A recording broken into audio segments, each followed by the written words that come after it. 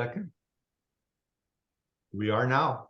Okay, hold on a second. It's doing that thing where it's not letting me do anything until I get rid of this notice. Hold on. My cursor has disappeared. There we go. Hold on. Yep. Pause. Yeah, you guys have to bear with me for a moment. I got caught in one of these Zoom technical traps where I went full screen. I was sharing my screen. And now there's a notice about the meeting being recorded that I have to acknowledge before I can do anything. And while that notice is up, my cursor has disappeared on my computer. And so I'm currently, let me see, there we go, trapped. And now I am back. All right. So this is a very unexciting beginning to my presentation.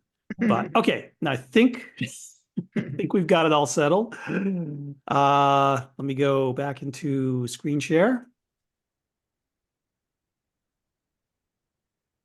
And now I am back full screen. Everyone see the full screen okay? Yeah. All right, perfect. Things are working.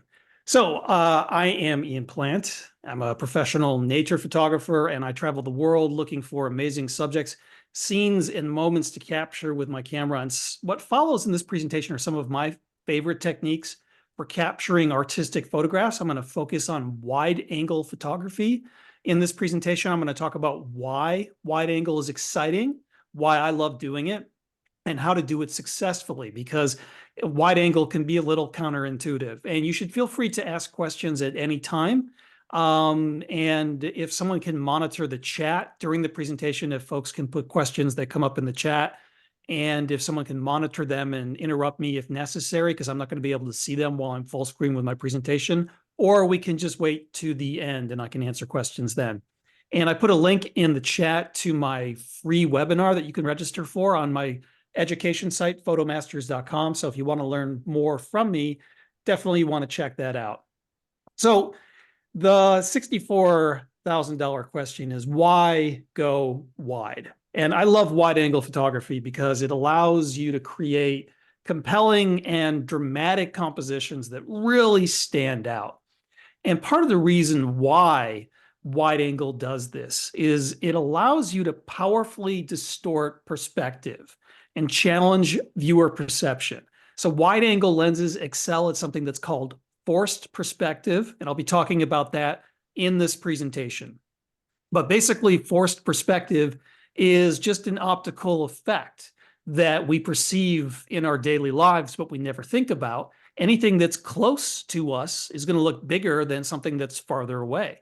And so with a wide angle lens, you can really get playful with that forced perspective effect. And so when I'm talking about wide angle, I'm talking about lenses that are really getting into those small millimeter numbers. You know, back in the day, I remember when 24 millimeters was considered a wide angle lens. This is way, way, way back in the film era. But the lenses keep on getting wider and wider. And so I'm working with lenses on my full frame camera that are typically as wide as 12 millimeters. My very widest lens is actually a 9 millimeter lens. And that's not a fisheye lens. That is a fully rectilinear corrected lens. So a fisheye lens is a specialty kind of wide angle. If you've never used one, it is not corrected for what's called barrel distortion, which is inherent with any wide angle lens design. And so if you've got a lens that's wide angle that doesn't correct that barrel distortion, it's a fisheye lens. If it corrects that barrel distortion, it's called rectilinear correction, then it's just a normal wide angle lens. And so a 9 millimeter wide angle lens on a full frame camera is about as wide as you can go. Right now, I don't think there's any option that goes any wider than the perspective offered by that lens. And so it offers a field of view that's very similar to your standard fisheye lens, but it's not a fisheye. So we're talking about really wide. I mean, when you're going that wide, composition is a challenge because you have to be very careful to make sure that your feet or your tripod legs don't get into your image frame.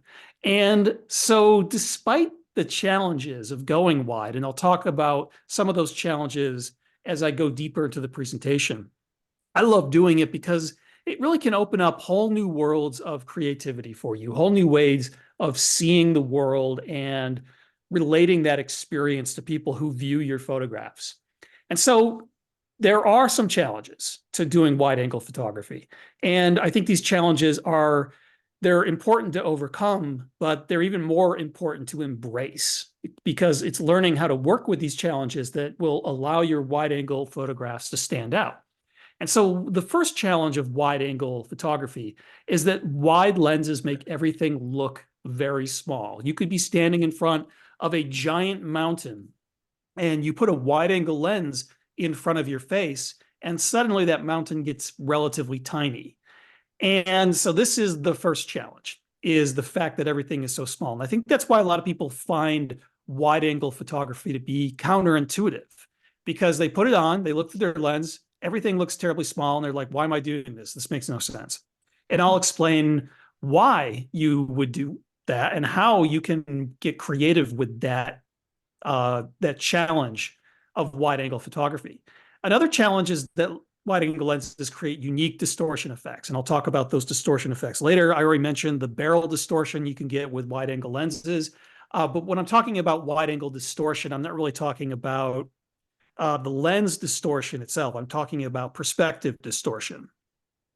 And the biggest challenge of working with a wide angle lens is what I call the art of inclusion.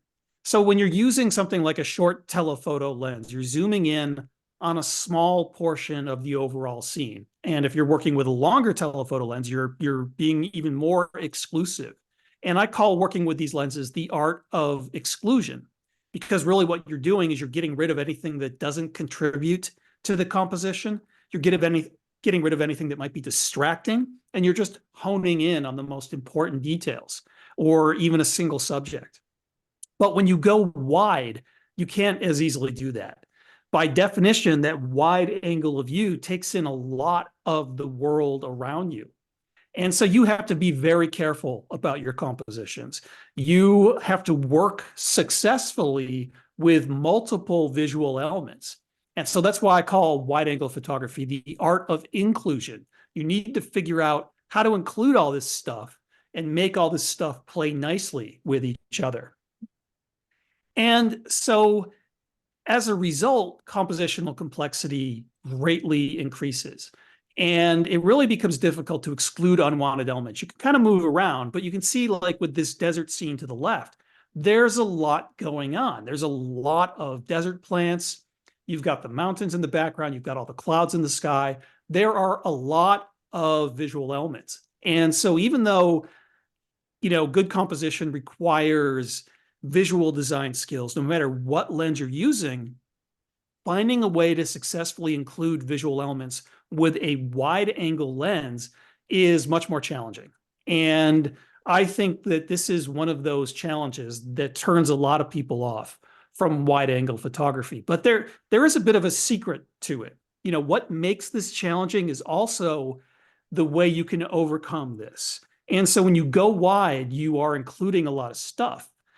And, it's really difficult to get all that stuff to work together. But a lot of the stuff that you're including is going to end up being really small in the composition, because a wide angle lens also makes everything look very small. And so one way to cut through all the visual clutter, and I'm going to talk about this a lot in this presentation, is to get close to something with your wide angle lens. And by getting close to it, you make it look bigger. That is that forced perspective effect I mentioned earlier. You make it look relatively big. So for example, in this composition, the cactus in the foreground, it's actually a Joshua tree, is a lot smaller than the mountain in the background. But with that forced perspective effect, it looks a lot bigger. And that helps cut through that visual chaos. That helps simplify this very inclusive scene, because I'm taking one visual element, making it much bigger than all the rest. And that's focusing the viewer's attention on that part of the composition. So you can see how these challenges, if you really embrace them and learn how to work with them, actually become advantages for you when you're making wide angle compositions. And so here's a really good example of visual chaos. This is about as chaotic as it gets. I took this photograph in the Hoh rainforest of the Olympic Peninsula. Actually, this is in the Suldock rainforest. So there's multiple rainforests in the Olympic Peninsula. And this has got to be the most chaotic scene I've ever photographed. There's just all sorts of shapes and objects and lines coming in from all different angles. These rainforests are incredibly chaotic. And so with that wide angle of view, I'm bringing in a lot of this visual chaos. But what cuts through the chaos is clever composition. And the particular thing that I used here is I got low and close to the moss-covered tree trunks that are at the bottom of the image frame. These are tree trunks that had fallen over. And by getting low and close, I make them bigger than all the other visual elements in the scene. And that creates strong leading lines that cuts through all of that chaos, making the composition more relatable for the viewer. And so let's talk about that first wide angle challenge, everything getting small. The solution to this is to get close. And this is the key to unlocking wide angle photography, getting close to your subjects. So there's a famous war photographer, Robert Capa, who once said, if your pictures aren't good enough, you're not close enough. And I don't think he really meant this quote to be applied to wide angle photography. He just meant that you've got to be in it. You've got to be in the action to make photos with drama and impact. But it really does apply very well to wide angle photography. And so it's okay to go wide with a more distant subject and have the subject be relatively small. You can do that successfully. So for example, this photo I took during a night game drive in Africa. And actually this was at twilight. So there was this beautiful, colorful twilight sky in the background. And there was this male lion resting on the ground. And my safari guide was shining a spotlight on the lion. And so I went ultra wide for this shot. I went really wide because I wanted to bring in all that beautiful color and those dramatic shapes of the clouds in the sky above. And the resulting composition, the lion is actually quite small in this composition. But that works well here for this particular shot. But in a lot of wide angle shots, you're going to want to get close, and you often want to be uncomfortably close. And I use an analogy to illustrate this concept. So a few of you might have seen the movie Jurassic Park, the original. And there's a scene in the movie where the Tyrannosaurus Rex is chasing the Jeep, and the Jeep's driving away, and Jeff Goldblum's character is sitting in the back of the Jeep, and he sees the T-Rex in the rear view mirror. And of course, the rear view mirror has got those famous lines, objects in mirror are closer than they appear. And so the reason why your rear view mirror on your car says this is that it's a wide angle lens. And so if something looks big in the mirror, if something is looming large in the mirror, then it must be very, very close, because only if it's close is it going to look big in that wide angle composition. And so that's why he's terrified in the scene, saying, drive faster, drive faster. And you want to kind of flip this when you're doing wide angle photography. You want to be too close for comfort. You want to be so close to that T-Rex that you make it look big in your wide angle composition. And so your new mantra for wide angle photography is in your face. And wide angles really work best when you can get close to your subject and enhance that forced perspective effect. So getting close to make something that's near you look a lot bigger is the way to make wide angle photography successful. And you have to be careful about that. So here's a cautionary tale. I was photographing elephant seals in the Falklands many years ago, and I saw these two big males battling each other for dominance. They were trying to impress some females that were nearby. And these elephant seals are huge. You know, they're standing as upright as they can get in this photo. And the portion of them that's upright is taller than a human being. That's how big these animals are. And so if you get really close, if an elephant seal wants to kill you, all it needs to do is fall on you, because they're so big and so heavy, they would crush you instantly. And so I was photographing these two seals that were just battling each other, just banging their chests together, massive battle. And I was using a wide angle lens because I wanted to bring in all this beautiful sky in the background. And so I had my camera to my face looking through the viewfinder. And so I'm approaching closer to the seals to make them larger in the composition. And I thought that I was still a healthy distance away, until at one point I took my eye away from the viewfinder and looked up and realized I was in the squashing zone. I was too close to the seal. So I very, very quickly backed up. And so if you're photographing something that's potentially dangerous, as you're approaching with a wide angle lens and getting close, the lesson here is always keep that other eye open. The eye that's not looking through the viewfinder, keep it open so you see what's going on and making sure that you haven't gotten too close to a dangerous subject. So there's a right way and a wrong way to use wide angle lenses. And the image on the left in the Canadian Rockies is a good example of the wrong way to use a wide angle lens. And so I was photographing this beautiful mountain scenery one morning. There was some nice light hitting the peaks at sunrise. And I discovered this hole in the snow and ice where there was flowing water. And I liked the shape of it. So I went wide to get that entire teardrop shape. I thought I was being clever. It was a huge mistake because I was too far away from the mountain. So I got close to the teardrop shape in the foreground. So that's big in the composition, but the mountain is so far away, it goes way too tiny in this composition. I would have been better off if I had zoomed in with like a short telephoto lens to photograph the mountain and its reflection, or maybe just its reflection. The image on the right is the same mountain, but from a different perspective, a different angle. And for that image, I got a lot closer to the mountain. So I was lucky I was able to drive on the Icefields Parkway. And then I had to hike in to this particular spot.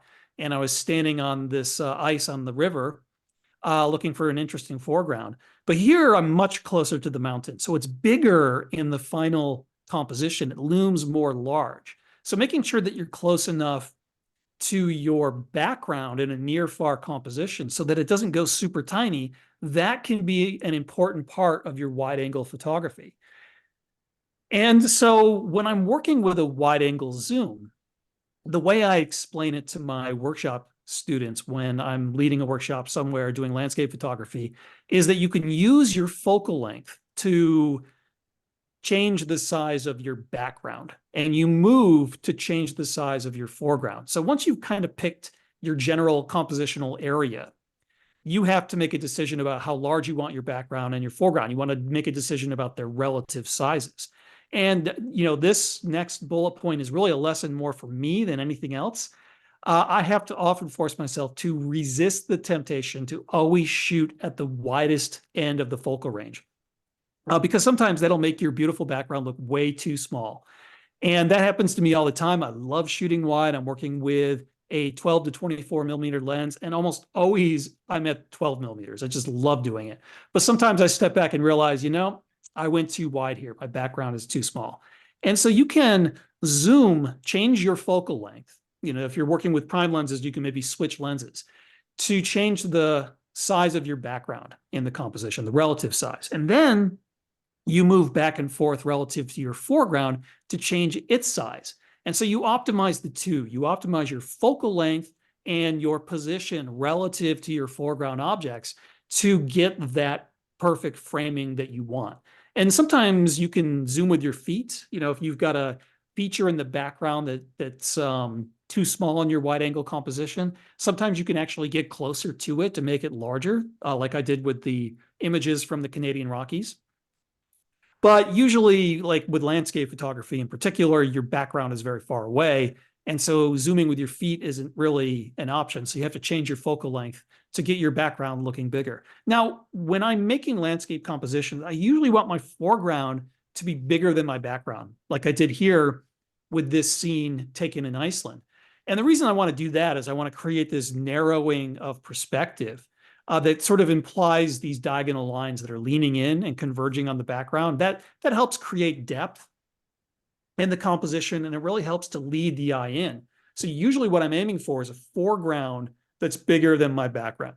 I don't want the background to be too small, but I also don't want it to be as big as my foreground or bigger, because I really want to have that narrowing of perspective. And so here's some examples from Badlands National Park in South Dakota, which is one of my favorite places in the world to do landscape photography. I just love it because of all the colors and textures in the claystone that you can find there. And during the summer in particular, there are just these amazing skies. There's these beautiful thunderstorms that just hammer the Great Plains during the summer, and the conditions are epic. I love this because it's a great place to practice wide angle landscape photography. And, I'm always looking for these really interesting foregrounds to get close to.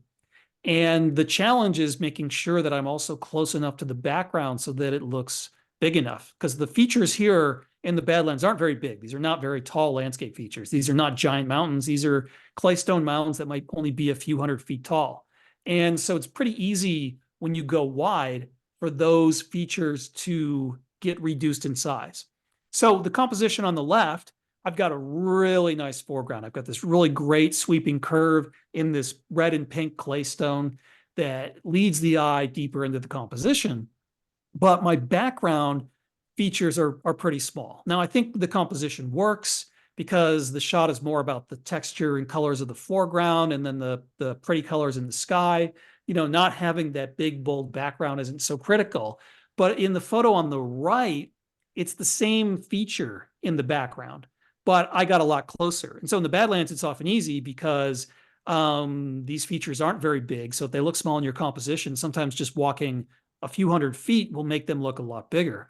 And so this wasn't a very long hike to get in deeper to make that background look bigger, but you can see how the composition is very different. The background on the right is much bigger than the one on the left. And so it's a more prominent part of the composition. I'm still thinking about finding that big, bold foreground to lead the eye in and to complement the shapes in the background and also the shapes and colors in the sky. But you can just see how the whole visual dynamic changes as a result. So the second wide angle challenge that I mentioned is distortion. And in particular, I'm talking about perspective distortion. So this is not lens distortion. This happens with all lenses, but it's most evident with wide angle lenses. And actually, it doesn't just happen with lenses, it happens with your eyes. And basically what perspective distortion is that stuff that's close to you is going to look larger than stuff that's farther away. So if you are in a room full of people, the people who are right in front of you are going to look a lot bigger than the people who are way, way in the back of the room. And it becomes much more apparent with wide angle lenses because it's got that wide angle of view and it makes everything really, really small. So if something's close to the wide angle lens, it's going to look a lot bigger than something that's farther away. And this perspective distortion will cause straight lines, vertical and horizontal lines in a wide angle composition to lean in or to lean out whenever you're pointing your camera up or down instead of pointing it straight at the horizon. So you can see that in this photo to the left here, taken in the redwood forest of California. I had a wide angle lens and I'm looking up. And so all of the trees look like they're leaning in. Those lines are converging diagonally, which is actually a really powerful visual effect. And so here's a few more examples of the wide angle distortion. And this is just a fun snapshot I took of some of my workshop clients and also my co-instructor on one of my Patagonia tours many years ago. We just had a successful sunrise shoot, and a few of us were grabbing some breakfast at the bus, waiting for the rest of the group to show up. And I noticed that the sun was behind these guys, and there were all these beautiful shadows coming from them. And so I took out my wide angle lens and I got everyone to pose. And I love showing this shot because it really demonstrates multiple types of distortion. So you can see there is the distortion that's actually inherent to the lens. There's some what's called edge distortion with wide angle lenses. Stuff that are at the edges will often look stretched out. So you can see that in particular with the gentleman on the right. His arm that is pointing up to the right, top right of the image frame looks almost as long as his body. And so that's that edge distortion. And you can also see a lot of perspective distortion. So the lines formed by the shadows coming from their legs look bigger in the foreground than they do in the background. And that's that perspective distortion. I was closer to the foreground part of the shadow. So instead of those parts of the shadow being the same size, because, basically your legs are, kind of arguably just two parallel lines. And so the tops of the shadows shouldn't, or so the top part of the legs shouldn't really be much bigger than the bottom parts of the shadow of the legs. But because that part is so much closer, it looks a lot bigger. So you can really see that perspective distortion effect here. And you can also see that when you're photographing people or wildlife with a wide angle lens, you get really close to their face and their face looks unnaturally large. Their nose looks unnaturally large because that's the closest thing to you. And that's that perspective distortion effect again. A lot of people mistake this for lens distortion. When I see wide angle lenses reviewed on websites, people will sit there and complain about the perspective distortion. They're like, gee, I wish Canon could make a lens that didn't make the faces look so distorted with, this wide angle lens. And I'm like, come on, guys, that's not the lens. That is perspective distortion. There's no way you can correct for that. So people confuse this all the time. And so this is just, and it's inherent to all lenses. You can see with this shot, which I took in Death Valley, this is not a wide angle shot. I took this with a short telephoto lens and I was standing in the middle of the road. But you can see, even though the sides of the road are perfectly parallel lines, you can see that perspective distortion effect. They appear to lean in, coming in from the lower left and the lower right corners, and converge in the distance. They become diagonal lines. And this is the sort of effect you'll see very strongly with a wide angle lens, but you will see it with any type of lens. So perspective distortion is not a lens defect at all. It's inherent with any lens, including our human eyes. And you can use this distortion effect creatively. I love to work with this distortion effect. So you can see the street photo taken in New York City where I had a wide angle lens and I pointed up. So you've got those converging diagonal lines framing the scene. And the same thing with this shot from the Redwoods, once again, leaning up to get those converging diagonal lines. I mentioned earlier how I like to have my foreground bigger than my background to get that convergence of perspective. Well, this is exactly what I'm talking about. This is kind of really the same thing. You're basically, everything's getting smaller, stuff's getting narrower, stuff's getting closer together, deeper in the composition. And that helps pull the eye in because human beings are sort of naturally attracted to lines and we want to follow lines to their conclusion. When we've got multiple lines coming to the same place, that becomes a natural focal point for the viewer. And that becomes a very important part of the composition. So if you've got that in your background, that's going to suck the viewer in and hold their interest over the long time. So I get creative with distortion. I love using perspective distortion all the time. And, if a little bit of edge distortion comes in, that can also creatively enhance that perspective distortion effect. So I'm looking for opportunities not to correct the distortion of a wide angle lens, but to embrace it and to incorporate leaning trees and buildings in my compositions, knowing that they will form these really dynamic diagonal lines. And you can see that here with this photo I took inside an ice cave along the south shore of Lake Superior. These form every winter in the sandstone cliffs and caves that are found there. And you can see the perspective distortion effect with the shadows. This is actually a self-portrait. So I set up my camera with a 10-second timer and I slid across the ice and grabbed my ice axe and then tried to just strike the most manly pose I possibly could.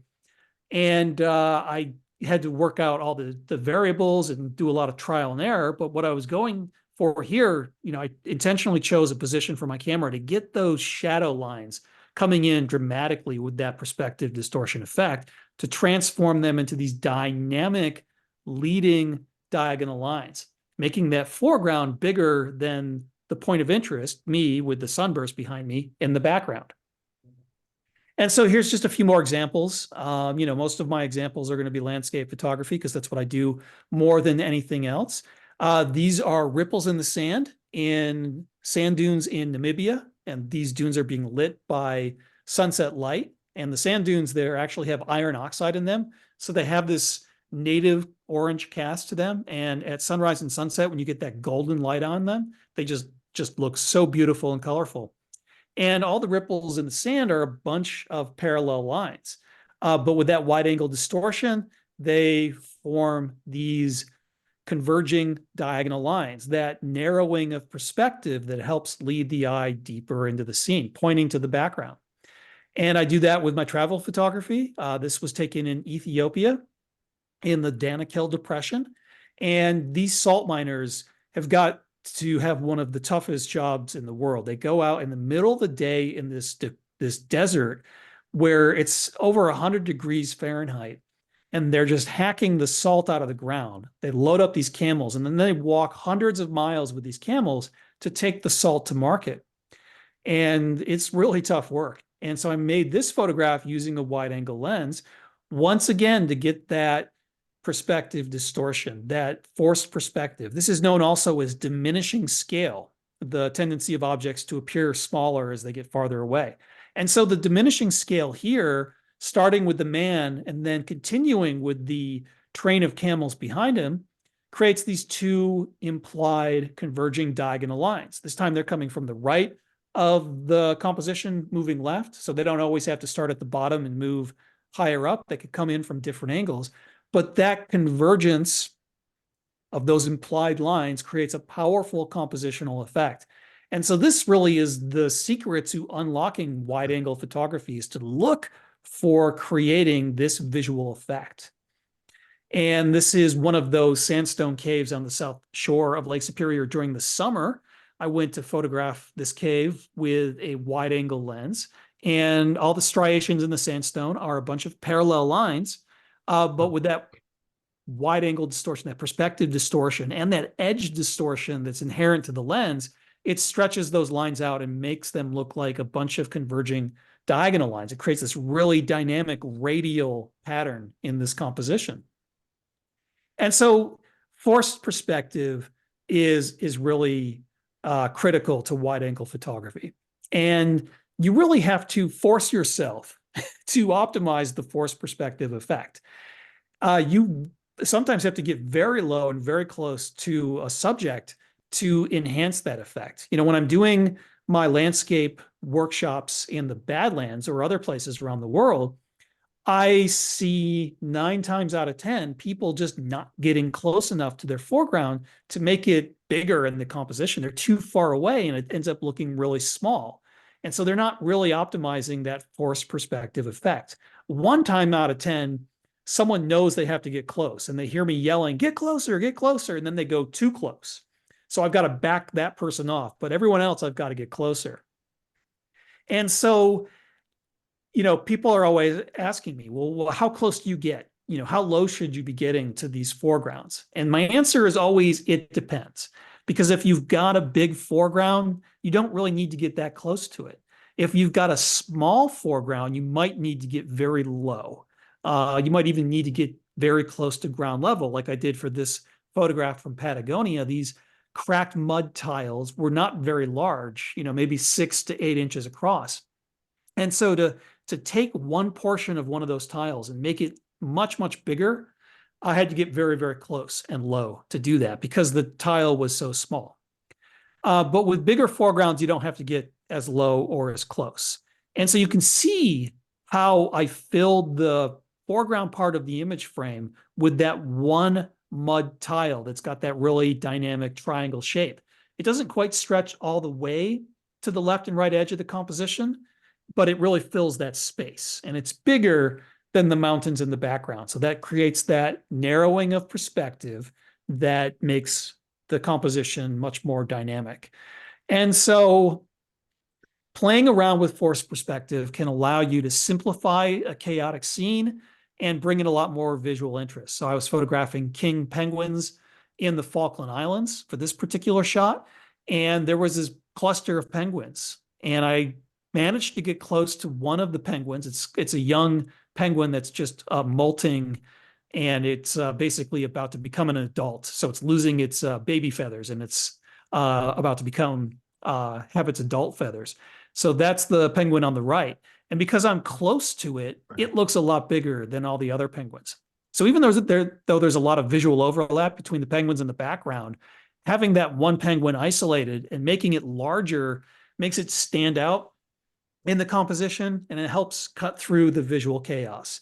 And I mean, it looks like it's 2 or 3 times bigger than the other penguins. They're all the same size, but that forced perspective effect makes it loom large. It's like Penguinzilla. And so you can have a lot of fun with this forced perspective effect. And it can be really dramatic, and it can really help tell a story in your compositions. So this is a photograph from one of those Lake Superior ice caves. And this was one of my workshop clients. Every now and then the lake will freeze over enough and I can take my clients out to these caves using snowmobiles, and it's a lot of fun. And I was in the back of this one cave, kind of just jammed into the very back of this tight space. And I used a wide angle lens. Because I was so close to the icicles in the foreground, they look very big. They weren't. They were maybe 4 to 6 inches in height. But I'm so close, they loom super large in the composition. And the man in the background, he was one of my clients who was rather annoyed. He had this beautiful orange jacket, and everyone kept asking him to pose for their shots. Lesson learned: if you're going on a workshop, don't wear an orange or a red jacket or a yellow jacket. Wear something that's drab, because otherwise you're going to be forced into model servitude. And so I had him stand in the scene in the background, and he was maybe 20 feet away from me. But because of that wide angle lens, he looks really tiny. All the ice around him looks immense. And so that tells a story that sort of just flips the visual perception, because a human being standing in that same place won't think of those icicles as being big. They'll think of the man being big and the icicles being small. But in the resulting photograph, it looks the exact opposite. It looks like this guy is in this massive cathedral of ice. So it tells a completely different story. And here's another example of forced perspective. Made this photograph in the Utah desert, and I got really close to the cacti in the foreground. I got close enough so that they were filling that space in the foreground, and finding the exact right position and leaving some space around the cactus. That's always kind of a challenge. And I wanted to create visual separation so that the foreground didn't block the background. But once I got everything into position, this was a relatively easy shot to accomplish. Now, with a lot of these landscape shots, when you're doing these near far compositions, depth of field becomes challenging. And you can either use the old fashioned looking for the hyperfocal distance and then stopping down to a really small aperture to try to get everything sharp from near to far. But these days, I embrace a technique a lot of landscape photographers use called focus stacking. If you're not familiar with focus stacking, it's actually quite simple. Basically, you set up your composition. You don't change the exposure or the composition. You just change your focus point. And you take a series of images from near to far. Like a shot like this, I might do 3 or 4 or 5 images focusing on the close object and then backing it off until I get to the background. And then you use a focus stacking program to blend the images together. And it gives you that really wide depth of field effect, but it allows you to do it in a way that's much sharper, and it looks a lot better than if you're using small apertures and using hyperfocal distance. So focus stacking is a great technique to really allow you to push the envelopes of this forced perspective effect, this near far compositional style that wide angle lenses really lend themselves to. And here's another example of that. This was taken in the Nevada desert where I got really close to this bundle of cholla cactus. I was so close that I almost got stabbed by a bunch of these needles. And so that really allowed me to make them look a lot bigger than the sandstone mound that was in the background. So that dramatic reversal of relative scale is something that can really challenge viewers' perception and really cause them to notice your photographs. So the trick with wide angle lenses, especially if you're doing landscape, but I also find this to be something I look for when I'm photographing like street or travel scenes, is I try to find a really good foreground, something bold that is going to be in between me and my subject in the background, something that I can get close to, make big, and that really dramatically create that forced perspective effect. You want a good foreground. This is where the viewer is going to start their visual journey. So it's got to be something interesting. It's got to have a nice shape, and it's got to facilitate the viewer's movement deeper into the composition. It's got to pass the viewer off to the middle ground and background part of the composition. And so what I'm looking for is something that's got a good shape, something that might have good color or luminosity, and it can be anything. So here I was on the Oregon coast, and people go there to photograph these beautiful sea stacks, but in my wide angle composition, the sea stack isn't really the primary subject. It's pushed to the background. It's just one visual element out of many. This composition is about everything else. So the sea stack, that beautiful scenery, is just the cherry on top of the sundae. Arguably, this composition is more about the foreground, and the foreground is just some seaweed that washed up on shore, the kind of thing that most people would just walk over and not even think about. But I was attracted to it because of its beautiful curving shape, and it was wet, so it had this sheen on it. So I knew that the luminosity of it would stand out in the final composition. And so I got close, filling that foreground space. Sometimes I go make it things a little bit bigger. Here, I didn't go as big as I often do with my near objects, but it's still big. It's still bigger than the background. And so you've got that as the primary visual element. I call that the visual anchor. That's what starts the viewer's journey. And as they explore the rest of the composition, they come back to that visual anchor because it's so big and so compelling. It forces them to start over again, and it creates this cycle that holds their interest over time. And so I spend a lot of time looking for these good foregrounds, and I'm very critical about finding an effective foreground. Like the shot taken in Joshua Tree National Park, I had this beautiful cirrus cloud hanging over these boulder formations. There was this nice twilight glow illuminating the boulders, this nice orange cast to them. And I spent 20 minutes in the twilight looking for a good foreground. And I was struggling to find one until I found this triangle shaped boulder that had these white curving stripes in them. So I knew that was going to be a foreground that would really stand out. So once again, I got close to the foreground, making it big, kind of stretching it out until it's bigger than the background. So there's this narrowing of perspective. The foreground is bigger than the background, and the background shape is bigger than the cloud in the sky. So there's this diminishing scale that pulls the viewer deeper into the scene. And here, this is a shot from the Patagonia region of Chile. And once again, just paying very close attention to my foreground. Here, it was just a curving bit of shoreline that perfectly nested the shape of the mountains reflected in the water. So there's nothing really fancy or dramatic about this foreground. It just had the right shape. That's all that you need sometimes. It can be an ugly bit of dirt or rock or mud, but if it's got the right shape, it can really transform your photos. And here's another example. This is a drone photo from Norway. And even though the drone is flying several hundred feet above the ground, I'm still thinking about this near far wide angle perspective. It's got a wide angle lens on it.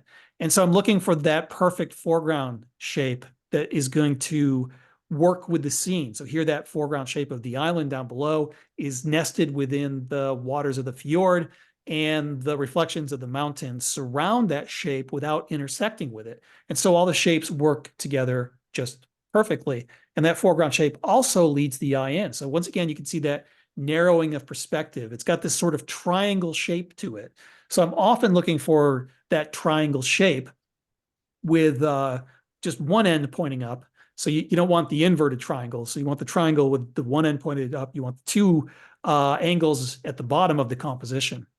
And here, these were some patterns in mud after a flash flood in the Nevada desert. And there really isn't a background here. The desert scenery just gets reduced to nothing. My background was the setting sun. But the foreground is where all the action is. And so I wanted to create that forced perspective effect, that diminishing scale. So I got really close to one of the shapes in the mud.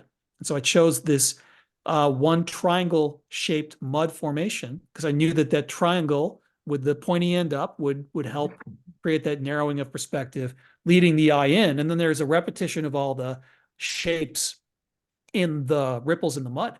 And all these ripples have got roughly the same shape, and they were all the same size, but with that diminishing scale effect, they look progressively smaller and smaller, creating that narrowing of perspective that draws the viewer in.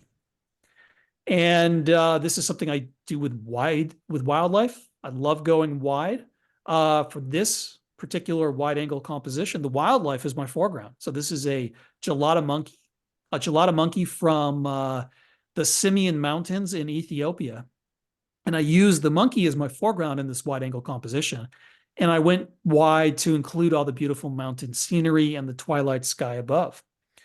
And this is a drone shot from the Utah desert where I was flying over these ridges and I used the ridges as my foreground leading to the background.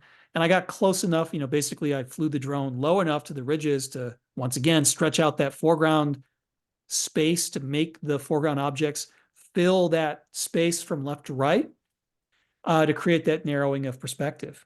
So wide angle, the time I think about using wide angle the most is when I've got a big sky, when there's lots of gorgeous clouds. It's sunrise and sunset, or a big storm coming in, even in the middle of the day, where you've got all this drama and color in the sky. That's when I reach for my wide angle lens, whether it's wildlife, landscape, travel, or something else. And a lot of times I'm going vertical because going vertical will allow you to include more foreground and more of that gorgeous sky. And I'm always looking for compositions where my foreground shapes are going to relate to the shapes in the sky. So for this photo that I took in the Utah desert, I had this stunning sunset. It was just amazing. And there was this radial pattern in the clouds catching that light at sunset. And so I looked for a foreground that would mirror those shapes or repeat those shapes. So I found these erosion lines in the soft claystone. And using that perspective distortion effect, even though these were parallel lines, I stretched them out so they look diagonal. And so those diagonal lines mirror the diagonal lines formed by the sunlit clouds above. So those two shapes work together. They relate to one another, and they both push the viewer into the central part, the background part of the composition. So those lines don't have to come from the bottom. They can come from the edges, the corners. They can come from left or right, up or down. They can come from anywhere as long as they're leading the eye in.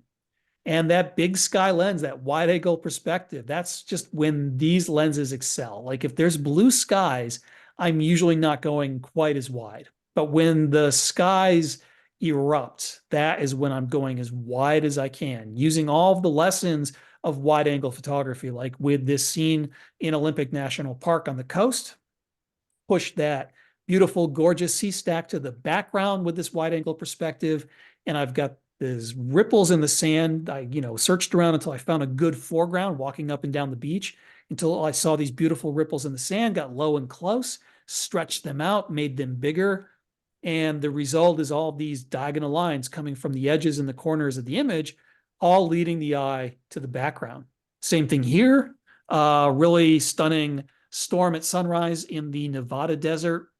I had this warm angled light on the sandstone fins in the foreground. So I took out that 9mm lens of mine, and the big yellow mound in the background goes pretty small in this composition. It's this giant feature. It looms over the landscape. And when people photograph this area, that's what they want to photograph. So they zoom in on it. But I zoomed out. I went super wide. And this composition is not about the scenery. This composition is about how all of the shapes relate to one another. So you've got the shapes formed by the shadow and light on the sandstone fin, mirroring the shapes formed by those dramatic sweeping curving clouds in the sky above. And here's just another example from the Giant's Causeway in Northern Ireland. I got low and close to some of these basalt columns that you find there at low tide. So they got some seaweed all over them. It was very slippery getting out there. But, got close to that foreground, made those basalt tiles and the seaweed on them big, prominent in the composition, and then went wide to include the clouds in the twilight sky. Wide angle lenses are great when you're working in small, cramped interiors. This is why real estate photographers often use them to make the inside of a house look a lot bigger than it really is, to make it look more expansive. So this is one of those ice caves on the shore of Lake Superior. And it wasn't a very big cave. I crawled in, got to the back of the cave, looked out, and went super wide so I could bring in all these shapes and lines and textures and colors. And similar for this scene from the Arizona desert, just going wide to bring in all that sky and foreground at the same time. A scene from Iceland. There's this beautiful cloud coming in, hitting that mountain. I could have just zoomed in on the mountain but this is definitely much more exciting composition. I bring in all the complementary lines of the sand at low tide down below. And so you've got all these lines working together. And the only way you could do that with something like this is to go wide. And you can see me going vertical quite a bit. Same thing with this scene from the Arizona desert, just getting really close. This was a bigger foreground. This was a really big swirl in the sandstone. So I was actually set up really high. I had my tripod at its highest level. I had the center column extended all the way, and I even pushed the tripod legs in a little bit to give me a few more inches because I needed to get a little higher up to fit this foreground because it was so big. So you're not always low and close. A lot of times your foregrounds, you might have to step away from them if they're big. I think this thing was maybe 10 or 12 feet across, this swirl in the sandstone. So you just want to make sure you select a position that will make that foreground fit the way you want it to in the space that you've allocated to the foreground in the image frame of your composition. Here's another example using that wide angle perspective distortion to create that leaning in effect of the trees. This is another shot from the redwoods, and I wanted to have all those trees become diagonal lines because they would repeat the diagonal lines coming from the sunbeams as the sun was scattered by the fog. And here's that 9mm lens again, this time up in the Canadian Rockies, photographing this famous lake, Abraham Lake. A lot of folks have probably been up there to photograph the methane bubbles trapped in the ice. And using that 9mm lens and getting down to ground level allows me to make even small bubbles look a lot bigger. And it allows you to get really playful with the shapes to incorporate them into your composition. So here I've got this pattern of bubbles creating this shape that mirrors the shape created by the clouds above. And here's one of my favorite secret spots in Badlands National Park. And going wide just to bring in all the shapes and the textures and the colors, to bring in those interesting foreground shapes and to get those dramatic lines formed by the clouds above. So this is really my big sky lens. So whenever I've got big dramatic skies, I go wide. This was a night shot. There was a halo around the full moon, and going wide was the only way to capture it. It's often the case when you're photographing rainbows that you need to go wide to bring the whole, if you get a full arc rainbow, you have to go wide to bring it all in. And so whenever I've got big storms that are coming in, that's when I reach for this lens. And this is an interesting example of what I was talking about earlier, how with a wide angle composition, your subject kind of ceases to be what you were there to photograph. And it becomes instead an abstract study of shape and color and luminosity. And so I was in Torres del Paine National Park in Chile, and you go there to photograph the massive mountains. I mean, this mountain range is huge, but I was using an 11mm lens. And when I went that wide, the mountains go really small in this composition. This composition is more about the shape formed by the incoming wave and the shape formed by the giant lenticular cloud catching light at sunset. The way those two shapes relate to one another drives this composition. The mountain scenery is just the icing on the cake. It's really a very small part of the composition. It's still there. You can still see what it is. But wide angle compositions are really more about doing that art of inclusion, bringing a bunch of stuff together and stitching them together in a way that you make a pleasing composition that gets noticed. So hopefully you're better prepared now to go out there and to use your wide angle lenses. So whether you're doing landscape or you're using wide angle for something else, just remember that the trick is to get closer to your subjects and to really think critically about that forced perspective effect and how it's going to impact the relative sizes of your foreground and your background objects. And I think that once you start getting closer, once you start thinking about this forced perspective effect, if you were having trouble with wide angle before, you're going to have that aha moment. You're going to say, okay, I get it now. I understand. Sometimes I need to just be like a foot away from my subject. And when you're getting that close, I feel that it's very immersive. So some people think that wide angle photography is remote because it makes everything look small. It feels like you're farther away. But to me, it's actually the opposite because you have to get into your subject. You have to really immerse yourself in the subject and get close, and you become a participant in the scene that you're photographing. I find that wide angle photography is not remote at all. It's actually very close. It's very intimate. It's very immersive. And it's also very addictive. I'm going to warn you that once you start shooting wide, you might find it hard to stop. And so you can check out my free photography webinar using the link that was in the chat, or just go to my PhotoMasters website and you'll see links all over the place for that free webinar. You can learn more about the artistic techniques I use to make my photos. You can also learn more about my photo workshops there. And you can check out the rest of my photo portfolio on my portfolio site, ianplante.com. And I am done with my presentation. So if anyone has any questions, I'm happy to answer them right now. We have some in the chat, Ian. Okay. Okay. Where did my chat go now? Okay, here we go. Where do you focus in a wide angle shot? On the subject, and what aperture do you tend to use? Okay, so that's a great question. And it depends on how you're doing your focusing. If you're doing focus stacking, then it doesn't matter because you're doing a range of focus points and blending them together. But if you're using the old-fashioned hyperfocal distance method, you're not focused. So the question is, do you focus on your subject? Well, for a lot of wide angle scenes, it's not really clear what your subject is. So let's just presume you're doing a landscape scene. And by subject, you mean the background scenery, like that big mountain in the background that you're photographing. Well, if you focus on the mountain that's 5 feet away, then you're wasting depth of field. Your foreground is going to be out of focus.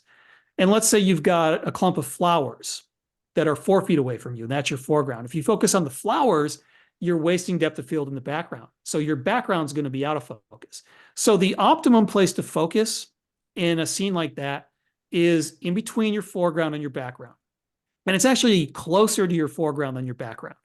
And so the rule of thumb that I use is you just estimate the distance from your lens to your subject, and then you focus on a distance that's twice that amount. And then you stop down to a relatively small aperture like f11 or f16 to extend your depth of field to cover both foreground and background. So with the example I just gave, those flowers that are 4 feet away, you don't focus on the flowers. You instead focus on a point that's roughly twice that distance. So instead of 4 feet, you focus at something that's about 8 feet away. So you just kind of estimate the distance from your lens to your foreground. That's the closest thing in your scene that you want in focus. And then you focus on a point that's twice that distance. And then use that smaller aperture to extend your zone of apparent sharp focus, that zone of depth of field. So it covers both your foreground and your background. And the best thing you can do is, after you've taken a shot, hold up on your LCD screen, review it at 100%, scroll between the foreground and the background, make sure that they're both sharp. They both look sharp, you're okay. If the foreground looks sharp, but the background's fuzzy, that means you got to push your focus a little bit farther back, and vice versa. If they're both a little soft, then you might need to use a smaller aperture so you get more depth of field. If I'm shooting a wide angle scene with like travel photography, street photography, or wildlife, I might just focus on my subject. And I might be going for like a shallow focus effect. And in those cases, I might just want to have focus on my subject and let the rest go out of focus. So different strategies depending on what it is you're trying to do, whether you're trying to get that shallow depth of field or that extensive depth of field to get what I call that deep focus effect. But the best way to get deep focus, like for landscape photography, is to use focus stacking, because then you never have to worry about hyperfocal distance or any of that nonsense. You just take a few quick shots at different focus points and then blend them together later using a program like Helicon Focus, which is a dedicated focus stacking program. Okay, thank you. Do you use a tripod? Yes. So I use a tripod for virtually all of my landscape photography, especially if I'm doing wide angle near far. A lot of times I'm shooting at the edge of light, and so there's not a lot of light. I'm using long exposures to capture the scene. And when you're doing focus stacking, you want to have each image be kind of as close to identical as possible. So that makes it a lot easier with a tripod. You get very precise framing of your composition. And so I do that for landscape, though. For more spontaneous photography like wildlife or travel or street photography, I won't be using a tripod nearly as much. Okay. Do you travel with multiple lenses and put on a wide angle when necessary, or just go out to use a wide angle exclusively? Almost yes, to the second part of that. And not quite. So if I'm doing, landscape, then it's usually a wide angle zoom and then maybe one other zoom. Like I'm typically using Sony's 12-24, and then I will pair that with my Tamron 35-150. And so that allows me to go from ultra wide to short telephoto. And so for most landscape scenes, that's all I need. And 95% of the time, I'm using my wide angle lens, not my longer lens. If I'm doing something like wildlife, usually I'm working with the longer lenses. I have the wide angle with me. So if I have an opportunity, if I can get close to the wildlife, or if it's really big wildlife, then I'll have the wide angle lens with me. But when I'm doing that kind of photography, the wide angle lens is not used nearly as much. But sometimes I feel like that's pretty much all I ever want to do is wide angle photography. So if I'm trying to travel really light, like I'm doing landscape photography and I'm going hiking for several miles, chances are I'm just going to bring my wide angle zoom and that's it. When you say low and close, how close to the cactus or moss log were you? Covered log were you? Moss covered log were you? Yeah, so the moss covered logs, I was maybe 2 or 3 feet above the logs. So I wasn't as super close because those were bigger. But for some really small foregrounds, I might be very, very close. And so you can't really get any closer than the minimum focus distance of your lens if you want the foreground to be in focus. And so a lot of wide angle zooms will have a minimum focus distance of 12 inches or 10 inches. So you can't really get that, any closer than that because you just can't get anything in focus at that point. Though I do have some wide angle lenses, like that 9mm lens that I have has a close focusing distance of just under 5 inches. So I can actually get really, really ridiculously close with that lens. So I talk about ground level shooting as being something that you want to consider when you're doing wide angle landscapes. I don't do it all the time. I probably don't do it that much of the time, but there are specific instances where I want to get down to that ground level perspective. I'm not really getting down to ground level. I'm getting down to close to ground level. Because if you get the camera all the way down to ground level, the immediate foreground is going to be within that close focusing distance and it'll be out of focus. Though you can actually do that if you're doing a selective focus shot with a wide angle lens and you don't mind that your foreground is out of focus. Like if I'm doing it with like a wildlife subject, let's say, then it's okay to get down to that ground level and let the foreground go out of focus and just focus on your subject. But for that landscape, that near far landscape, if I'm that low, I don't want to really be that low. I want to be a few inches off the ground. And depending on the lens I'm using, anywhere from 6 to 10 inches away from the subject. Okay, thank you. Do you find you have to use focus stacking often when shooting vertical landscapes? Yeah. So I'm doing focus stacking for virtually all of my landscape photography these days. It just looks better than using hyperfocal distance and depth of field because there's an optical defect called diffraction when you're using really small apertures that limits image quality. It kind of puts a slight blur over the entire image. So you can see it when you're stopping down to like f/22. And so focus stacking, you can shoot at a wider open aperture that's sharper, that doesn't have that diffraction effect and get a much sharper image. When you're doing really extreme near far, you can't get everything in focus using hyperfocal distance and depth of field alone. You need to do focus stacking, or you need to do it the old-fashioned way back in the day when we had those large format cameras that Ansel Adams used, with those, you could independently like tilt the lens in the film plane, and you could use that to achieve this really deep focus effect. Can't do that with most digital cameras these days. So focus stacking is the only way to achieve that effect if you want to. So I'm using focus stacking a lot more. And when I'm 6 inches away from my foreground and I want my foreground and my background to be in focus, focus stacking is the only way you can do that. Good. Do you shoot more vertical images than horizontal images because of your concentration on the foreground? Yes, absolutely. I like to joke around that amateur landscape photography always shoot horizontal, and pro landscape photographers always shoot vertical. And it's a little counterintuitive. I encounter this on my workshops all the time. People who are new to landscape photography say, well, I thought I was supposed to shoot in horizontal because that's the landscape mode. And the other mode is called portrait. So I'm doing landscape, so I got to shoot in landscape mode. And I explain to people that those are just poorly named, that it's better to think of it horizontal versus vertical as opposed to landscape versus portrait mode. But yeah, because I like bringing in that foreground, that dramatic dynamic foreground, and bringing in a lot of that beautiful sky, I'm shooting vertical probably 75% of the time when I'm doing landscape. Not all the time, but a lot of the time.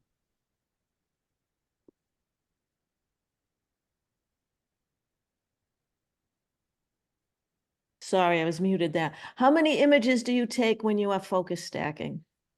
So the number of images you take while focus stacking depends on how extreme the near far is. A lot of scenes you can get away with maybe 2 images if you're not super close to your foreground, 2 or 3 images.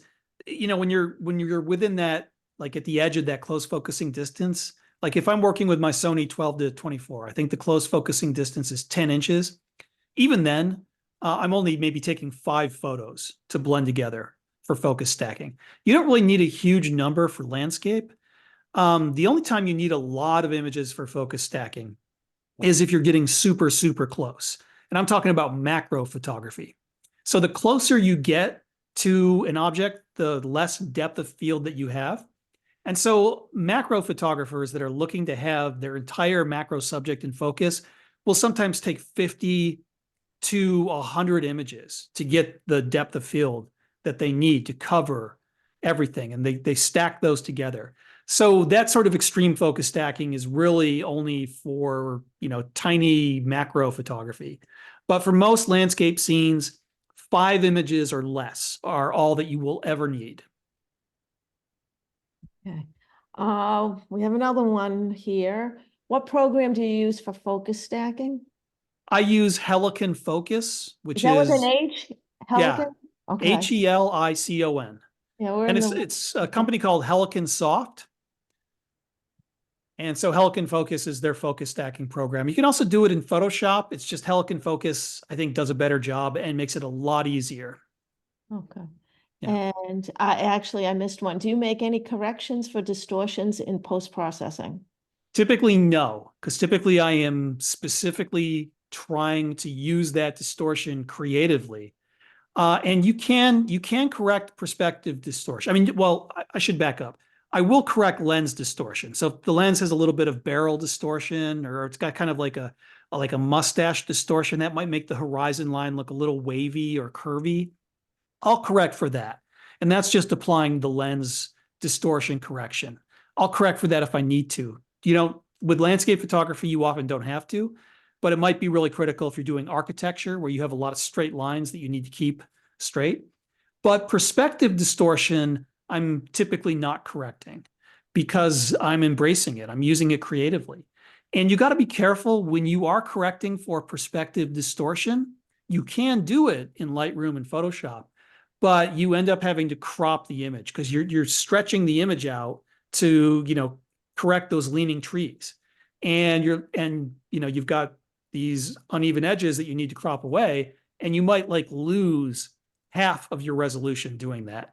So I think it's better if you're really worried about perspective distortion. I think it's better to try to shoot the scene in a way that you're not going to get any. And so the best way to do that is to shoot the scene with the camera pointed straight at the horizon. So if you're not tilting up or down, you're not going to get that leaning tree or leaning building effect. So that's the best way to avoid it in the field so that you don't need to make corrections and reduce your image file. Another way to avoid that, if you're really serious, like if you're an architect photographer, you can use specialty lenses. They're called shift lenses or tilt shift lenses, and they allow you to do some of that camera movement I was talking about earlier. And they allow you to shift your lens so that you can bring in more of the scene up above without pointing your camera at an angle. So that allows you to keep those architectural lines perfectly straight. Okay. Any other questions? We have here amazing presentation, breathtaking beauty. Oh, something moved here. But you're getting a lot of compliments here, Ian. So the breathtaking beauty of his images is so extraordinary. It's as if he captured them on an entirely different world. So, does anyone have any other questions or comments for Ian? Really inspiring. Yeah. Yeah, it was excellent, Ian. Thank you very much. Excellent Well, talking to you. Before we let him go. It was Yeah, great. no. Thank you. Yeah, it was. It was wonderful. Thank you. I appreciate it. Yeah, Well, you. thank you all for Private having me presentation. and for all your excellent questions. And I hope to see you guys someday in real life. So Okay, that would be Sounds great. I'm sure we Thanks so will. much. Bye, Ian. Thank you very bye-bye. much. Thank Thank you. you. Okay, and we turn it over to Deb. Okay. Mhm. I'll tell you that's a really hard act to follow. Really nice. Oh, that was, Karen, thank you so much for thinking of Ian and securing him and organizing it and bringing him to us. That just was tremendous. So Yeah, you can just tell when you deal with somebody like him. He was just so nice, and his images that Sounds saw like it. before I booked him were so beautiful. And like I said before earlier, he was easy to deal with, and he just seems like a nice kid. like, Since I can be his mother, I can say that.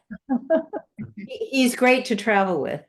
Yeah, He really is. He's fantastic to go on a workshop with. yeah. He's kind and he's fun and he's self-deprecating and he's constantly talking and sharing information. It's Okay. great. Very good Good. speaker. Yeah, Yeah, listen to. tremendous for our club to have someone of his caliber come and speak with us. So, Yeah. thank Yeah, you. I it think- explains complex things in a nice, not too complicated way. Yeah, that's true. Christine, where did you go with him? Badlands. Oh, the Badlands, okay. Yeah, he loves the Badlands. He has a love affair with them. But I noticed on his schedule, he's going in May, and you said you went in July. Yeah, it Is was that correct? too hot in the summer. Yeah. Yeah. Supposed to change it, yeah. May's probably better. He's Yeah. trying to get a time when the clouds are fantastic and they're usually better in the summer, but I'm not sure it's worth it. And they weren't that fantastic on this Zilla trip. So, but his teaching and the opportunity to learn from him was fantastic. How big was the workshop? How many people? Small, very Yeah. small. I think this website says 8 people. Yeah, okay. Oh, wait Yeah. a minute. It was, yeah, ours was like 7, isn't right? I forgot about the other people. There are other people. Was Ross there or was he at a different? No, Ross was, he was just there shooting because Oh. he's been planned several times. So I met him there, which was very cool. And, shot with him a little bit, even when the class was going on. So it's great. Good. Okay. All right, I guess we'll carry on with our competition. So I will share my screen. And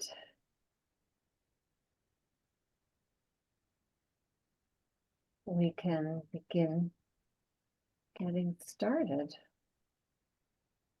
Now that box is there saying the meeting is being recorded. Well, I can't move that. Oh. Up at the top of my PowerPoint.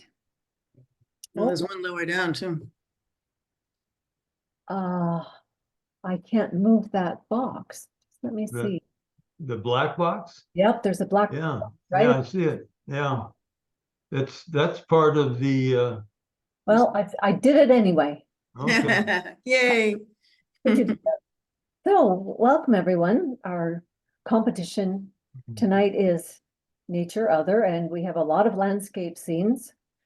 So it'll be interesting for you to look at these images and think about them. as we go forward. Oh. Once I get that image. And many thanks to our judges tonight. We have with us Christine Cook and Gabriella Casano and Cynthia Taft. So big thank you to all of you for judging this evening. And as we always do, the images have gone to the judges. They have scored them and prepared their comments for tonight. So it makes it a lot more smoother for us. So with that, we will go ahead, and here is our first image, and I think Christine is going to lead us away. Okay, well, thank you for asking me. This is an honorable group to be involved with, and certainly Ian Plante is always interesting and informative. So with this image called Splash of Color, I really enjoyed the asymmetry of this image. The asymmetry, but a balanced asymmetry, just beautifully done. The left kind of cliff there is very imposing, but the right cliff, although smaller, has this dramatic slant in it, which is fantastic and really balances out both sides of the composition. And then this wonderful triangular formation on the front structure is always very appealing, kind of points you to the back. And then the caves at the bottom are balanced. There's one that's very dark in the kind of left center, and then there's a couple of smaller ones in the right center. And there's just many techniques of balancing that were used in framing this composition, which I really appreciate. I like to see natural beauty in a landscape, and this has plenty of possibilities with the striations and the layers and the strong color of the image is a tad too much for me. I think a little bit less of that color, and you would see more texture. You might even see more shading. I think it kind of pulls your eye away from that. Those are the strengths and weaknesses that I see for me. Thanks, Christine. Christine, this image scored 21. This is Brown Bear making a splash. Gabriella? Are you unmuted, Gabriella? Yes, I am muted. Sorry about that. Okay. I love the composition of this this photo, Brown Bear making a splash. The sense of movement of the bear, creating this water flowing around the bear. I feel like I need to get out of the way because it's going to hit me. That's how powerful the movement is of the bear. It's well composed. The bear is slightly off center, and it's facing into the frame and not away from the frame. I think the maker has done a nice job of that. The exposure and the lighting is well exposed. There's a lot of detail in the bear's fur. And the water, it's effective with the sunlight catching the droplets of water as it's coming off the bear.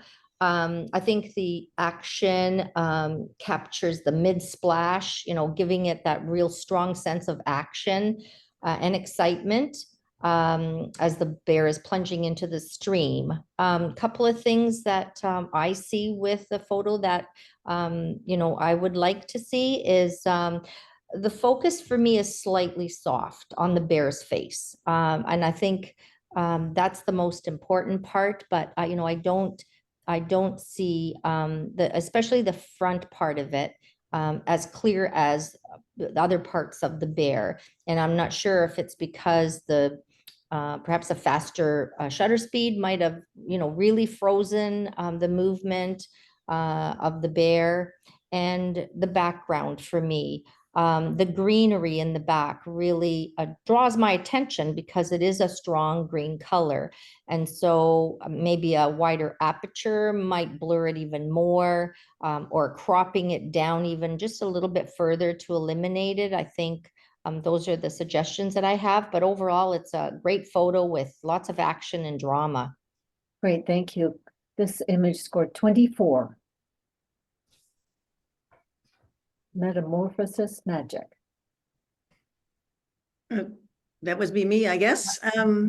Thank you for having me. So I really think this is a really compelling image, but it's really about it's because of the close-up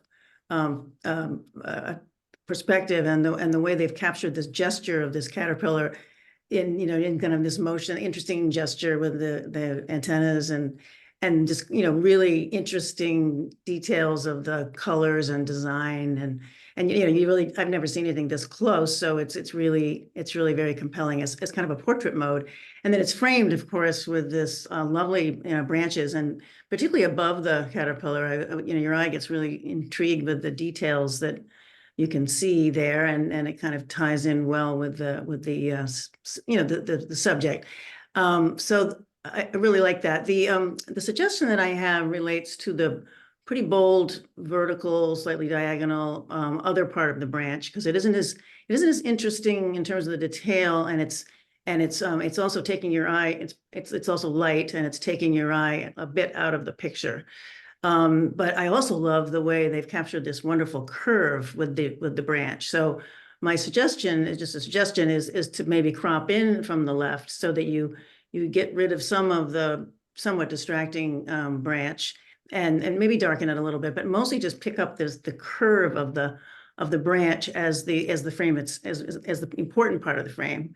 And with it being a little bit darker, because you want the subject, which is not as light really as the frame, to stand out. So I think that would really, just as a suggestion, I think it would also make the subject a little bit closer to the viewer. And then the other suggestion is just with the background. It's lovely and soft, but I'm somewhat distracted by the white parts, and they're not quite in a pattern that's supportive. So my thought there was just to clone out some of that, possibly darken some of it, but just work a little bit if you want to try to get it to be a little less distracting, because the subject is so intriguing.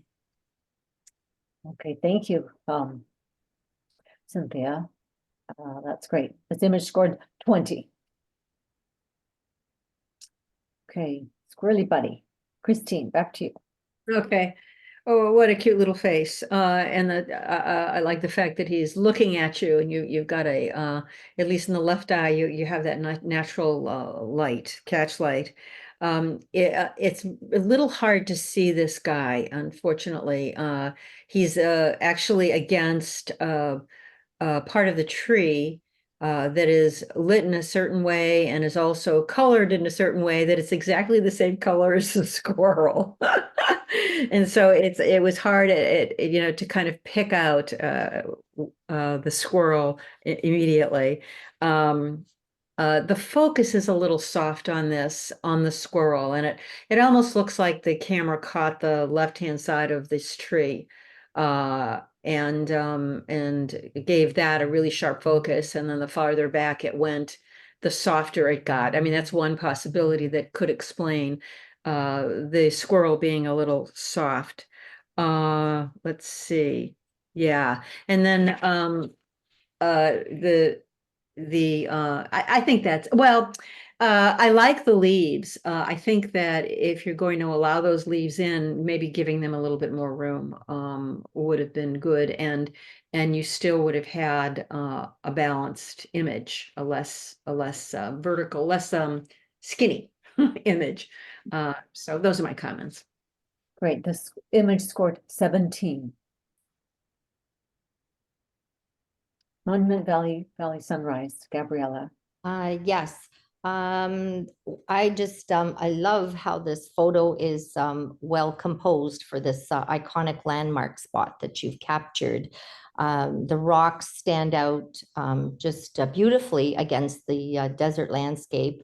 And I love that leading line that you have from going from the front at a slight angle that leads you right to the almost to the highest rock that you see towards the front. So the leading line in the foreground really draws my attention towards those rocks.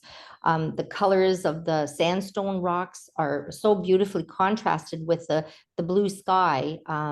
And I really love how it captures the subtle colors and the sand dunes, you know, giving it some real depth and interest for the scene. A couple of things I found in this photo is the greenery at the front, and especially the dead vegetation, to me, I find distracting, because to me, the main subject here are those beautiful rocks against the sky. And so I think if I see the bottom perhaps chopped off a couple of inches so that it really focuses the eye for me right to those rocks, or, you know, moving over and taking it from a different angle so you don't have that, for me, I would appreciate it a little bit more. And the sky is, unfortunately for me, it's a little bit uninteresting. You know, we've got the white and the dark and the blue, but sometimes, you know, when you're out shooting a photograph, you got what you got, you know. I often have taken photographs. I wish I've gone back another day, because the sky is the sky, but I can almost see that if there was an ability to bring out some kind of warm colors that helped bridge to those rocks, I think that would really bring this up to another level. But overall, it's a really strong photo with many elements of a successful landscape image. I love it. This scored 24. Thank you. Icelandic, oh wait, sorry. Foggy Mountain Sunrise. Right. So this image really conveys a real beautiful stillness, and it's because of the, you know, it's dawn and the muted colors. It's a lot of serenity to the feeling in this image, which is really nice, because you don't want to see a lot of boldness at that hour. You really want to convey that feeling. And there's a lot of balance in the image because of the softer peaks in the background appropriately with the distance and the dawn, and then that. But your eye does start at the foreground with the beautiful and darker details of the greenery. And then there's this, you know, wonderful leading line around of curving around that that just, you know, naturally brings your eye through the picture, and you know, in the way you see this, you know, incredible reflections. So it just is, it's a really well composed, the details, the technical details are done really, really well. I thought it was very impactful.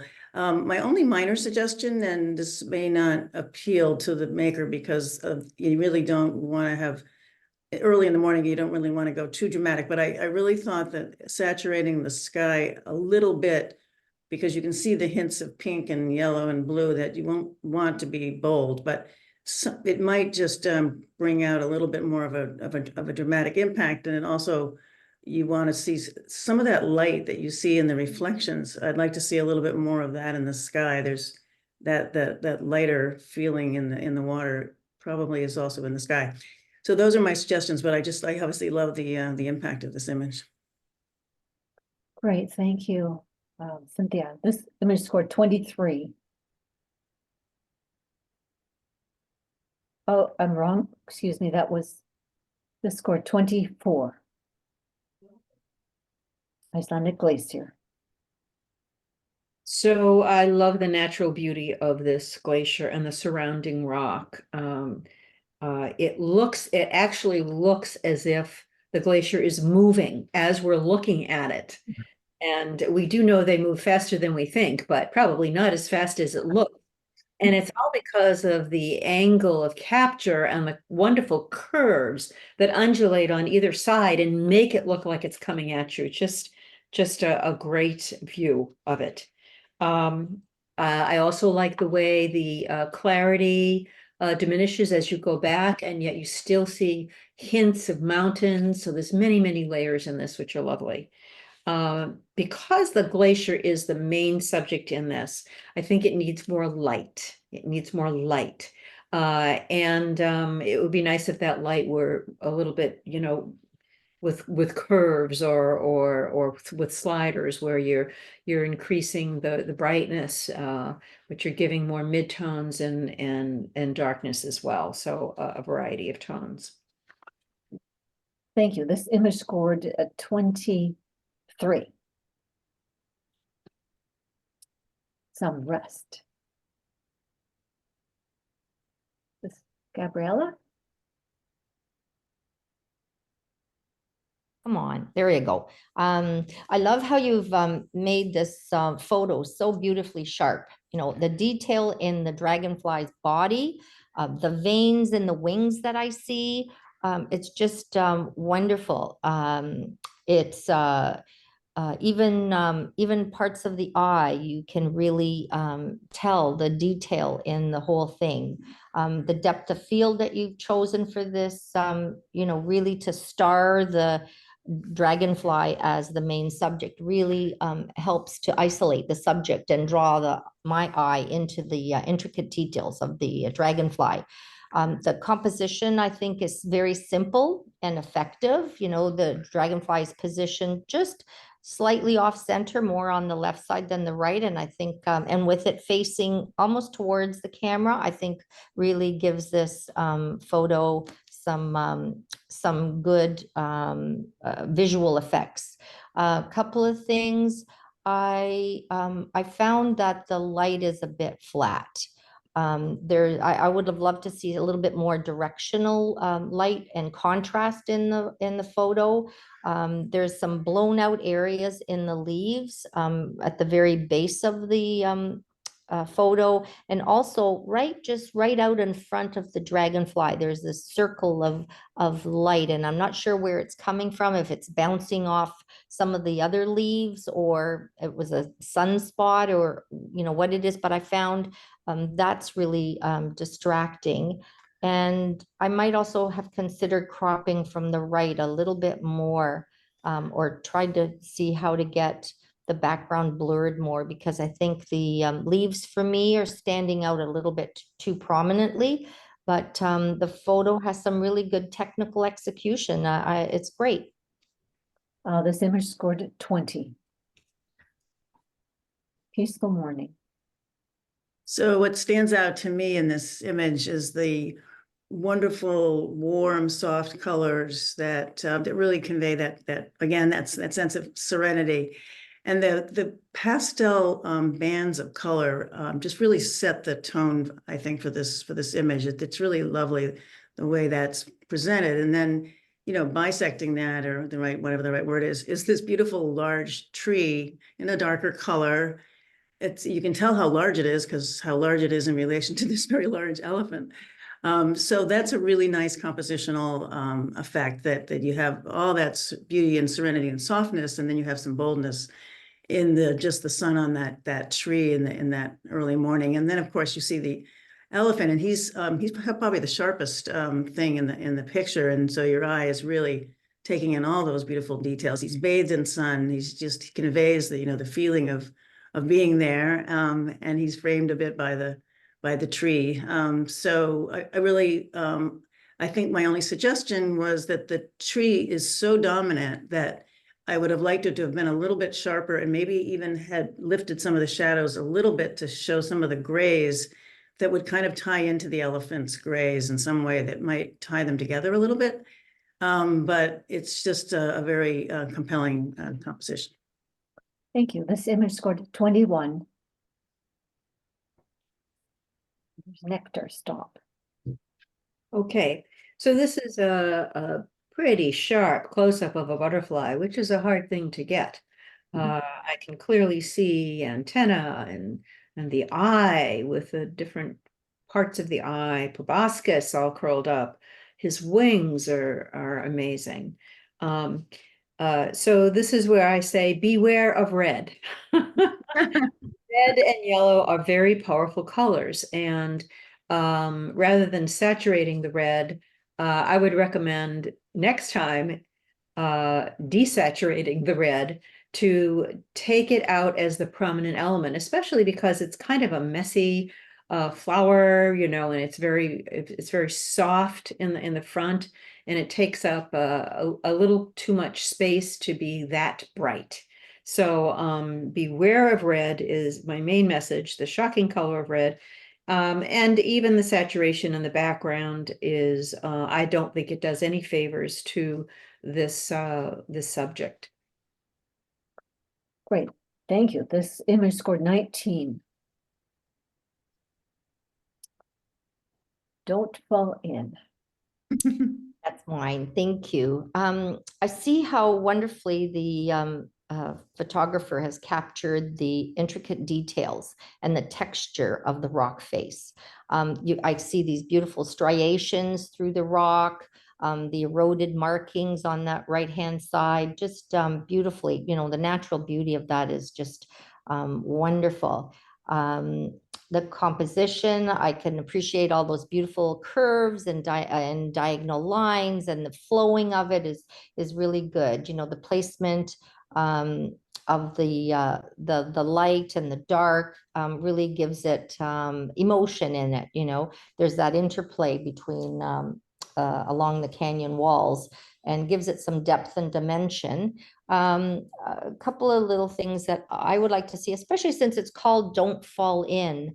I don't get a sense with the amount of what's in the photo as to where I'd be falling from. I think in this photo, I would like to have the emotion of putting something a little more detail in the photo, where it might be doing it from a different angle or standing back and including a little bit more, so that I have a sense of there's something that is outside of the area that I'm seeing here. Some additional elements like, you know, maybe some rock vegetation, something that gives me a hint that these are actually canyon walls. It would give me a better sense of the place. And because of that, to me, the focal point, I'm not sure of what the intent was. But overall, it's a good photo with some strong elements, and it's good. I like the colors especially. Thank you. This image scored 23. So my eye goes first to the lovely white and gray area in the mountains in the distance, together with the sky. I mean, it creates almost this, well, great distance and depth, but also a sort of an ethereal feeling. So you feel it's kind of a really special place far away. And the way the trees are framing it really enhances that effect. And it also provides me the feeling that I'm as a viewer, I'm standing across right in the foreground. It sort of brings the viewer into the picture more than just a beautiful picture of those mountains. So I think the framing was really effective. And I love the reflections and the soft water all the way from the mountains to the foreground. And the tonality of the blues, I mean, there's a lot of depth and dimension there, which adds, mystery. And I think it works really well with the distant view. But I'm just thinking, my only suggestion is possibly lightening a little bit of the water, or lighting the water a little bit, because then you would get a little more separation from the dark trees. So you'd have a little more of that beauty showing. And it also might start the eye a little bit lower in the picture, because my eye goes kind of quickly to the mountains. And I think if I were lingering a little bit first on the way up to that with a little bit lighter in the water, but I think it's a really amazing view, and I really think the composition was really thought through really well. Thank you. This image scored 23 along the shoreline. So this is an exquisite and unique view of a mountain lake. It's beautifully balanced, top, bottom, right, left. And it's very inviting with a very strong diagonal lines. I think Ian would like this image very much. The mountain reflection is larger than life, and so there's lots of movement in this image too, which is enjoyable as heck. you moving from the front foliage, along the mountain reflection line, the detritus that is in the water is just wonderful. You don't often see that effect, and I really like that. Very, very natural. Everything's meeting at the far end, and then the soft, beautiful clouds blend into the mountain. It kind of brings my eye back into the picture again. Just really exquisite. Thank you. This image scored 25. Nature through dead fish eye.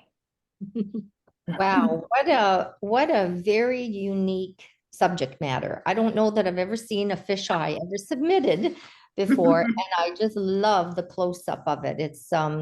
It really captures the intricate and the alien beauty of this fish's eye. The texture, the iris texture, you've done a great job. The webbed vascular parts around the eye so beautifully and almost, mesmerizing as it goes around and around. I just love it. The technical part of it, it's really well executed, sharp focus, good lighting. I love the shallow depth of field that you've picked. It just blurs, the extreme edges wonderfully around there. So I know the eye is really the subject. I love the off-center placement. It's not really dead center. So I really like that, how it adds a sense of almost intrigue to the composition. There's this almost diagonal line that runs through the center of the pupil there. And that also attracts my eye to the center. Only a couple of things, really minor things, is the top left-hand corner. There's a sort of a whitish area in the top left. I might have considered even cropping it there, or as close to there as I can, because I find that's a little bit distracting. White always seems to be, especially when you've got a red fish. So the red and the white really draw the eye. So that one. And I think that the white balance is just a little off. There's a little blue in there.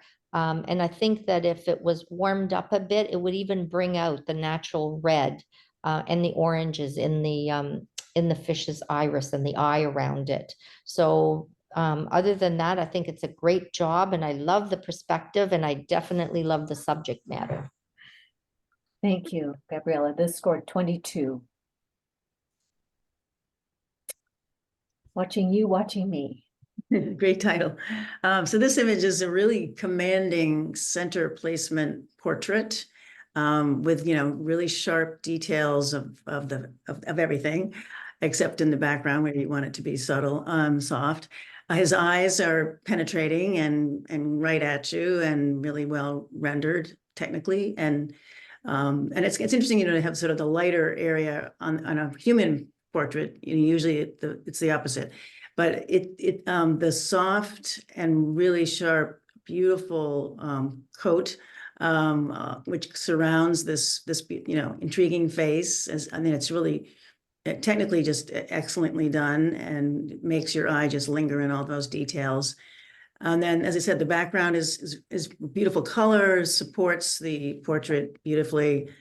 And I think it's a well done composition.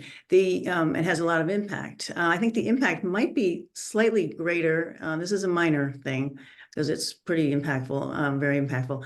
Is that I want to see a little bit more of the face, particularly the mouth area. I think if that face were just slightly light, or the shadows were slightly opened a little bit, not much, because it's beautiful, it would just add a little bit of more detail for the viewer to enjoy this face and just his gesture and everything. So, and I think that would be my only suggestion. Thank you, Cynthia. This image scored 25. Here we have Glacier Park sunset. This is a beautiful vertical landscape with great layers, showing a lot of sharpness initially, and then as you fade toward the background, you get less detailed mountains. Certainly the outline is sharp, however, so it's a very natural fading out. the sky reflected in the water provides this perfect backdrop to the trees. And then you have this little peak, like toward the eye, this little islet, this little clump. That's a wonderful touch. It adds another layer, and as well as scale, which is really great because you get large and small all over the place in this. And I love the sky. I know that some people would say, let's take a little off of the sky. I feel like that is not at all necessary in here, and it would make it a little perhaps too centered vertically. I really like the way the sky fades out into the color of the distant mountains. Great picture. Thank you, Christine. This image scored 26. Staying close to mom. Yes. What a beautiful interactive moment. The tenderness of the foal to the mama conveys a sense of affection and appreciation, but also dependence, because of course the foal is very dependent on the mother. It's heartwarming, visually and engaging. The diagonal positioning of the zebras, where you can see from the mama, the line comes right down towards the head. You know, the negative space you have around it really isolate the zebras. So I know that they are the main subject in the photo. The warm sunlight illuminates the zebra stripes, especially you can see it's coming there from the right-hand side. The contrast from the black and white stripes makes the zebra stand out against the background. A couple of things. For me, I think the focus is on the foal's face, because I think this is about the tenderness of the foal. And for me, it looks like it's a little bit off focus. It's a little soft. And I would like to see the foal's face quite sharp, and even the backside of the foal is a little bit soft. So I'd like to see maybe with a faster shutter speed, it would like freeze the moment. And the background for me is also a little bit distracting. It does draw my eye to the back where there's the tree and the greenery. But overall, it's a good photo and it has lots of emotion. Thank you. This image scored 23. And here we have purple target acquired. So I think this composition is really effective with the bee, emerging from the shadow on the left in midair, of course, in this case. And so you see the detail on his wing and on the top, the light on the top of the bee is making the colors, really lovely. And some of the detail is coming through, is just shown. And in the flower, I mean, it's a beautiful rendition of the flower with light variations, which I think add to the natural feeling of the image. So I was thinking about the white area bothers me a bit at the top, and I was, rather than dealing with that as it is, I thought maybe cropping down quite a bit from the top. You lose the top of the flower, which is very lovely, but the bee he's landing, lower down. So I think you could easily crop down and get rid of a lot of that distracting white, but still have some of the white. And really he would also become larger. And I think if you could lighten him a little bit to get some of that detail, because it looks like it's quite sharp, I think the whole effect would have even greater impact. Okay, thank you, Cynthia. This image scored 19, and that is all the images that we had this evening. So in our nature other, our winners are, in first place, Glacier Park Sunset by Shelley. Congratulations, Shelley. What a beautiful image you have here. Second place is Along the Shoreline by myself. And that's a tie. Also tied for second place is Watching You, Watching Me by Bob Dondler. Congratulations. And then we have honorable mentions. Our Brown Bear Making a Splash. Congratulations, Kathleen. And Foggy Mountain Sunrise by Kathy Donker. Oops, sorry. Icelandic Glacier by Rich Johnson. And Don't Fall In by Carol Heffernan. Through the Foliage by Dottie Danforth. And Staying Close to Mama by Michelle Nogler.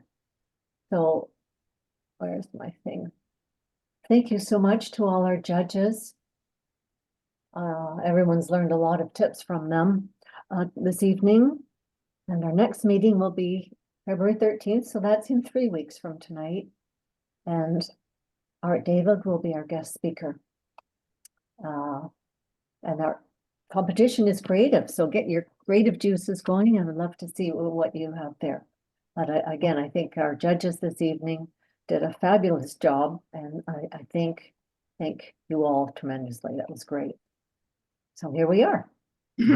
Nice job, Deborah. That was excellent. Timing is right on the money. Really well organized. Some announcements or Images and new people are entering and winning. That's always encouraging. that's really terrific. Yeah. We've got a couple minutes left if anyone wants to talk about, but keep your message brief, maybe 2 or 3 minutes on any topic you'd like to talk about. Amazing, we have extra time. Well, we've got 5 or 6 extra minutes. I know. Is there anybody in the club who would teach focus stacking? Because that really seems to be Yeah, quite a, that's a good thing. point. I've tried it, but on a close up on a flower, I took like maybe 30 shots, and I developed it in camera, but I don't know what I'm doing. It seems Yeah. like you almost are better off using a tripod. That's kind of what I Oh, you took have from to, it. yeah. You almost have to use a tripod to keep it Yeah. still and then change your focus point. But I think a lot of the cameras now will change the focus point for you and give you a certain depth. But I don't know how to do it. I don't use it enough to. No, yeah, I I would want to check think it out. You can ask, YouTube- Ian might have a suggestion of a speaker or a workshop. Yeah, you have to use a tripod because you have to keep your You image have steady. to, yeah, keep it have steady a at the same tripod. place and then change your focus point. And you can't change it manually or you'll knock it off center. So it has to be done in camera. There must be a Right. YouTube video that shows that. Wonder if you have the thing like on the screen where you can just tap it lightly. Well, you have Oh. to look at your camera's manual to find out how you change your focus point, right? Because Yeah, everything is It's gonna be got- slightly yeah. different, Yeah, and then you put it on a tripod, but then you need the software to Yeah. stitch them all together. right. My Canon will do that it'll Does it in adjust. the camera? Oh, wow. It'll adjust from maybe a foot to 18 inches, and it'll take as many photos as you want. And then it processes them right in camera. Now, Wow. Shelley has just typed in there that she's taken a class in focus stacking. Oh, okay. So we have a resource now. all Okay. right, Shelley. Get You ready, may- Have Shelley. to teach You us. may be on the hook, Shelley. Never say something that will get you Yeah. involved, so. She said Way she's to going go. to share her notes with us. That would be nice. That'd Thank you. be good, Michelle. yeah.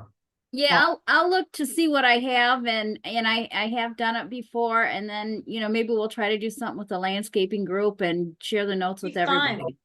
Sure. That'd be great. That you've done, Shelley's idea of the landscape group is to turn it into an educational component too. This Well, there you is go. right in what you're trying to do. Absolutely. Hmm. You know, I Ian think that's Plante was, very helpful. yeah, Ian Plante was talking about the wide angle photography. And all of a sudden I started looking at the pilings, Naples pilings and the Naples Pier are completely different. Yeah, Getting down close and Mhm. Yeah, it's gonna be fun to try that. yeah, try that. I was going to ask, geez, now what do I remember? Oh, yes. Can you just give a quick synopsis of the next outings for all the groups? Well, we have a special outing with the Crew Rookery. An email went out. It's Monday now, January 29th. It has gotten rescheduled due to the weather. And that's gonna be a night shoot, stars in the moon, if we have a clear sky. So we're still dependent on the weather. So that one is just kind of a special one that we're doing. That's Sunday, the 29th. Yeah, No, it's Monday, the 20, isn't that a Monday? I think the 29th, yeah. I was talking about Yeah. like landscaping group and the flower group and the, I think if you Right. check the website, Gabriella, Wes has okay. got a good job of putting everything under okay, events and then a community calendar of 23 to 24. And it's a calendar view of every event and what's on that date, and it's pretty up to date. But we keep on adding things, so I'm Yeah. yeah. But before the next meeting, I know we've got the rodeo on Sunday, the crew rookery on Monday,